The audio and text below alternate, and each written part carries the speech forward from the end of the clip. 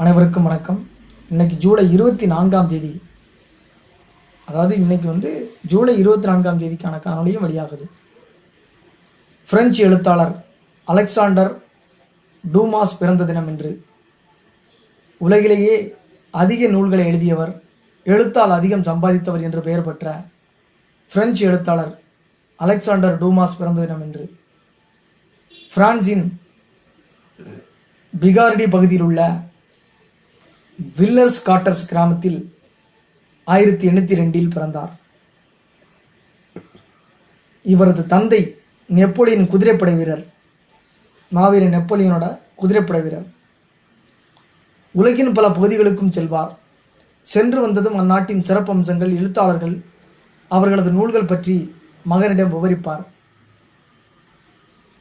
பேனாவின் சக்தி, எழுத்தின் வலிமையை பிள்ளைக்கு கதை போல கூறுவார்.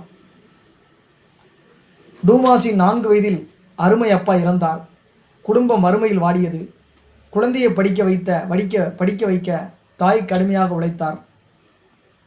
தந்தையின் இன்ன பிற வீர தீர செயல்களை தாயிடம் கேட்டறிந்த சிறுவன் சாகசங்கள் நிறைந்த கற்பனை உலகில் சஞ்சரித்தான். பைபிள், ராபின்சன் குரூசோ, 1001 இரவுகள் ஆகியவற்றை ஆவலோடு படித்தான். ஒரு வழக்கறிஞரிடம் உதவியாளராக வேலை பார்த்தார்.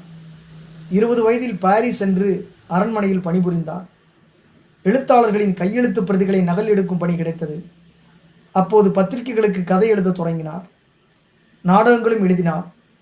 இயல்பாகவே எழுத்தாற்றல் இருந்ததால் சீக்கிரமே பிரபலமானார். இவரது ரொமாண்டிக் பாணி படைப்புகள் மிகவும் பிரபலமடைந்தன. சாகசங்கள் நிரம்பிய வரலாற்று நாடகங்கள், கட்டுரைகள், சிறுகதைகள், நாவல்கள், பயண கட்டுரைகளையும் எழுதினார். பிரான்சு ஆட்சியாளர்களின் கோழைத்தனங்கள், மேல்தட்டு வர்க்கத்தின் போலித்தனமான வாழ்க்கைகளை இவரது படைப்புகள் அம்பலப்படுத்தின, தோலுரித்து காட்டின. தி கவுண்ட் ஆஃப் மாண்ட் கிறிஸ்டோ மற்றும் த 3 மஸ்கிடேர்ஸ் மற்றும் 20 இயர்ஸ் ஆஃப்டர் ஆகிய புதினங்கள் ஆரம்பத்தில் தொடர்கதையாக வெளிவந்த பிறகு நாவல்களாக புகழ்பெற்றன. ஐரோப்பா முழுவதும் இவரது புகழ் பரவியது. 20 வயதில் எழுதத் தொடங்கி வாழ்நாள் இறுதி வரை எழுதியவர். ஏறக்குறைய 1200 நூல்களை எழுதி சாதனை படைத்தார். இதுவரை உலகிலேயே அதிக நூல்களை எழுதியது இந்த எழுத்தாளர் மட்டும்தான். இவர் மட்டும்தான், அதாவது அலெக்சாண்டர் டூமாஸ் மட்டும்தான். உலகில் வேறு எந்த எழுத்தாளர்களையும் விட எழுத்து மூலம் அதிக பணம் குவித்தவர்.